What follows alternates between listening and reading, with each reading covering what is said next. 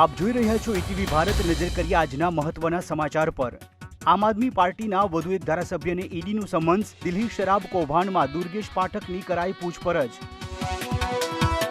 Delhi liquor police કૌભાંડ કેસમાં ધરપકડ કરાયેલા બીઆરએસ નેતા કવિતાની જામીન અરજી નામંજૂર. પુત્રની પરીક્ષા માટે માંગ્યા હતા જામીન.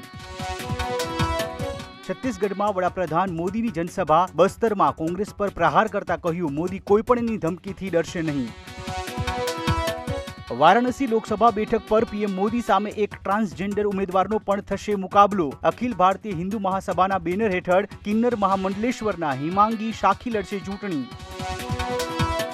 ગુજરાતમાં 7 મેના મતદાનના દિવસે રહેશે જાહેર રજા. ગાંધીનગર સચિવાલય દ્વારા જાહેર કરવામાં આવ્યો પરિપત્ર. ક્ષત્રિયોના વિરોધ વચ્ચે પુરુષોત્તમ રૂપાલા 16મી એપ્રિલે વિજય મુહૂર્તમાં રાજકોટથી ભરશે ઉમેદવારી પત્ર. બહુમાળી ચોકથી વાજતે ગાજતે રેલી યોજીને કલેક્ટર કચેરી ખાતે નોંધાવશે દાવેદારી.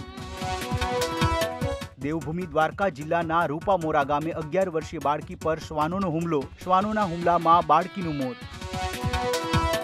પોલીસ વિભાગમાં સબ ઇન્સ્પેક્ટર કેડર સહિતની 12,472 જગ્યાઓ માટે 4 દિવસમાં 1.55 લાખ ઉમેદવારોએ ભર્યા ફોર્મ. 1.18 લાખ અરજી થઈ કન્ફર્મ.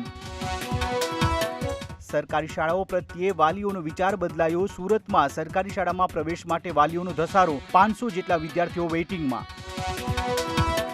નર્મદા લાઇનમાં ભંગાણ સર્જાતા ભુજવાસીઓને પીવાના પાણીની થઈ શકે છે સમસ્યા. હાલ ટેન્કર દ્વારા કરવામાં આવી રહ્યું છે પાણીનું વિતરણ.